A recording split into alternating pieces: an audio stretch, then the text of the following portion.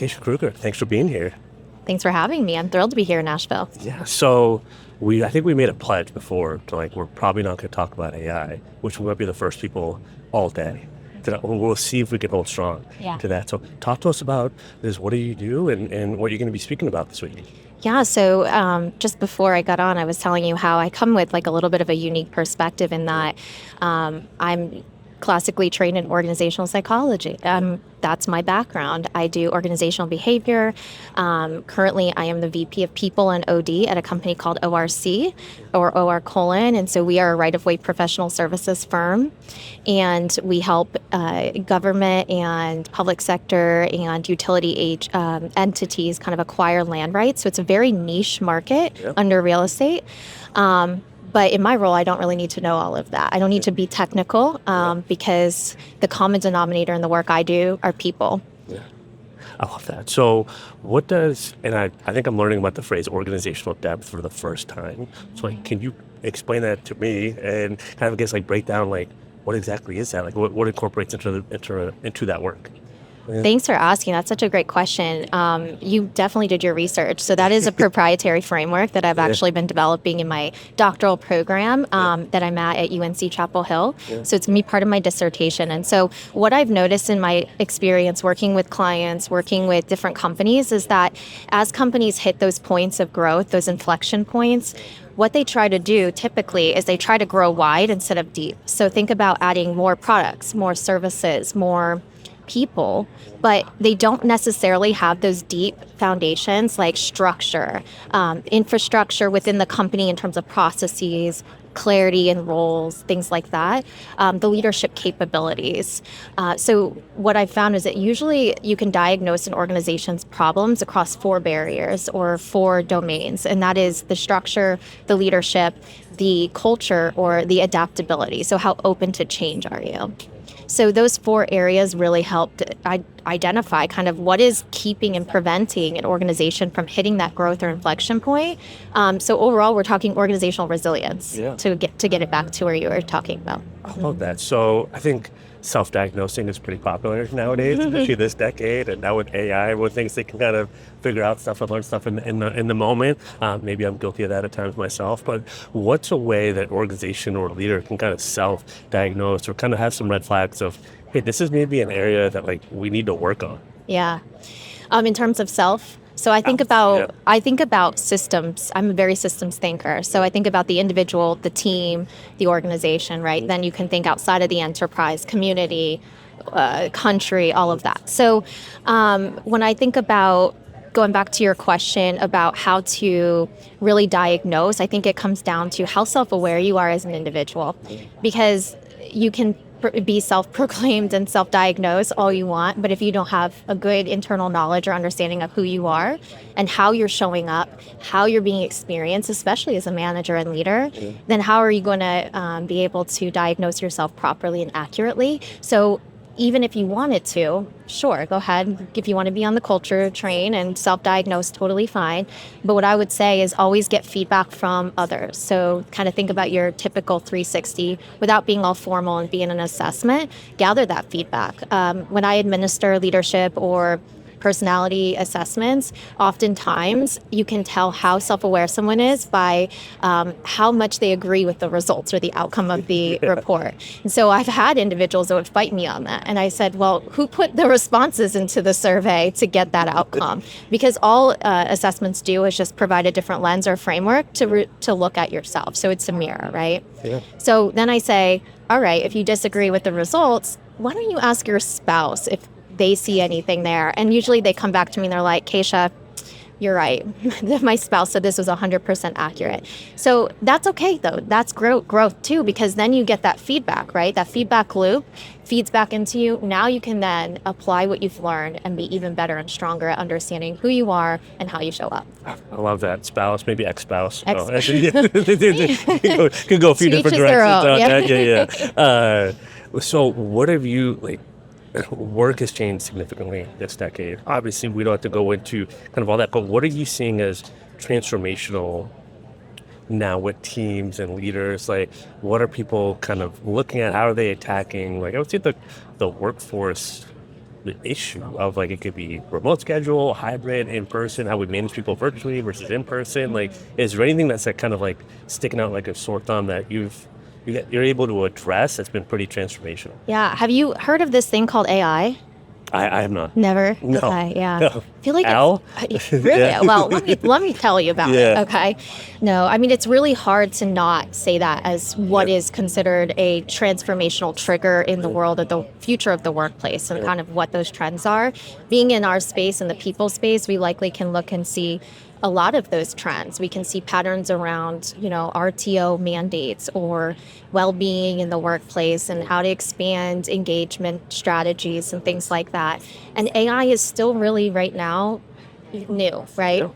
So I know we really tried to stay away from AI, but I have to sink into it just a little bit because I just actually led a design thinking lab with an at an OD conference with a group. And we talked a lot about fear versus hopes around AI. So we did this exercise called empathy mapping. And so we're looking at, across generations, whether it's Gen Z or baby boomers or, Gen X, like what are you feeling about AI? And most often the responses were leaning towards fear. So I said, let's dig into that. What's the fear? So we mapped that out.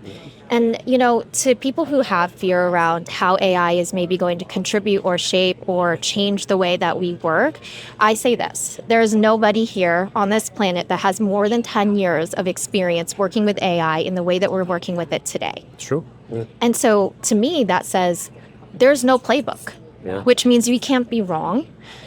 Unless we're talking ethics, so I'll just put that as a disclaimer.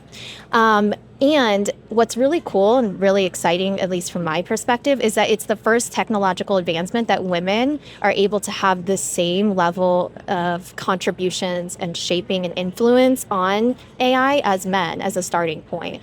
So very, very exciting because now you're seeing a different contribution come in and talk about ethics and empathy and compassion and bringing our valuable traits to defining AI as women. And then overall, AI is going to change a lot of different things. But what's most important to remember is the people at the end of the day. Yeah. They're the ones that are going to be changed. And I'm not fearful because I'm participating in the change. And I think that gives me hope. It gives me hope that we have agency over it. Well, I think the word participation, like anyone could participate. Yes. And it doesn't mean you have to go overnight, use all these things and agents and everything else and shortcut your job, but just a little bit, day by day, talking to your manager about it and leaders and coworkers and just like being a sponge and not trying to like expect like it's going to transform your life, but just participate a little bit. And it's going to get overwhelming in events like this. There's so many software companies, everything else, but you don't have to turn into a super $6 million recruiter like tomorrow or anything else like that. It's okay to just like let it soak in. And I do a lot of digital work with my clients and my recruiting clients, but I didn't really like go in on AI until this year. I mean, almost 2 years in, I was leveraging, we were using it, but I wasn't in a rush because the core of our business is still people and relationships and a lot of business development. It's like you still have to get to know the person on the other side. Absolutely. So that still ended up being our focus. But now it's like, okay, how can we leverage this to become better, to upskill quicker, to have our employees learn faster and be a sponge, to give them the opportunity. Okay, here's everything about digital recruiter. Like, I'm curious how you take in that knowledge and taking that in. How can I use your skills and empower you to come up with stuff with our company and for our clients that I didn't even think of?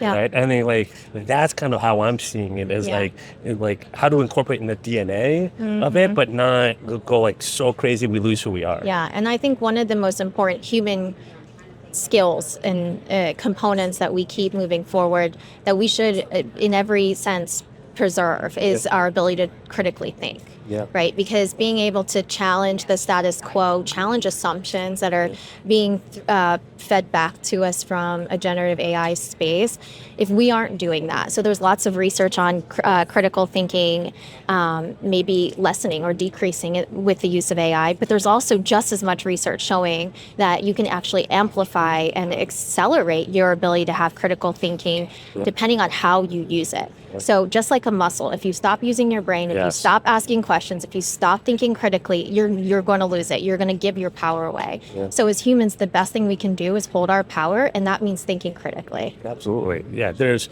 a time to look up a great lychee martini recipe, and then there's a time to actually use it to kind of think things through and kind of see how you can evolve and work quicker on stuff. And I like using it as like getting over those hurdles or those mental blocks. Of like, okay, that gives me a good thing to think about, but then like I can kind of create and build it from there. And I think for content marketing, for example, not just having an input and posting whatever it spits out, but really like working with it, to your point, like getting used to it every single day until you figure out like that line of what makes sense. It's like, okay, it's getting to know me. I can post this, but it doesn't look sloppy and everything else. I think there's kind of that line, and kind of you do get out what you put into it. 100%. And I would say for anyone that's feeling really overwhelmed or just not really sure where to get started, when was the last time you did a value analysis? I lead change management at my company, and change is personal, it's emotional, it's hard.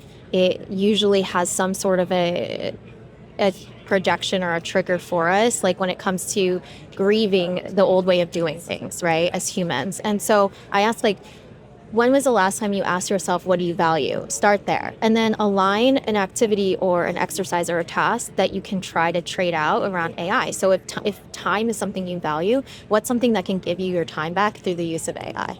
I love it. Yeah. So what are you most excited about to kind of present and talk about tomorrow in your team? Gosh, I'm so excited about not talking about AI tomorrow. Yeah, there we go. So get this out of the way, right? Yeah. Throw it out to the side. So tomorrow we're actually talking about the mindset shifts that talent acquisition or talent professionals need right now.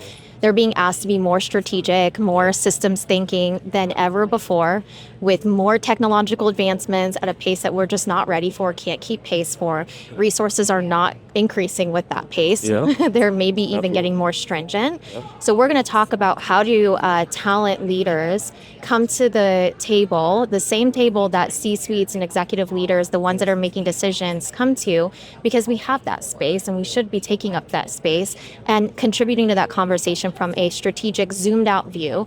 How do you connect the dots across the business in terms of data, patterns, people, power, and create possibilities through storytelling? Oh, I love it. I wish we had more time because I love the storytelling word, but I'm excited to tune in. And if you haven't, make sure to tune in tomorrow during the talk. Kayshia, thank you so much for being here. Again, this is the Purple Acorn Network. Appreciate you guys tuning in. Make sure to give us a follow. Check out Kayshia's talk tomorrow. So thank you again for being here. Thank you. Appreciate it. Thank you.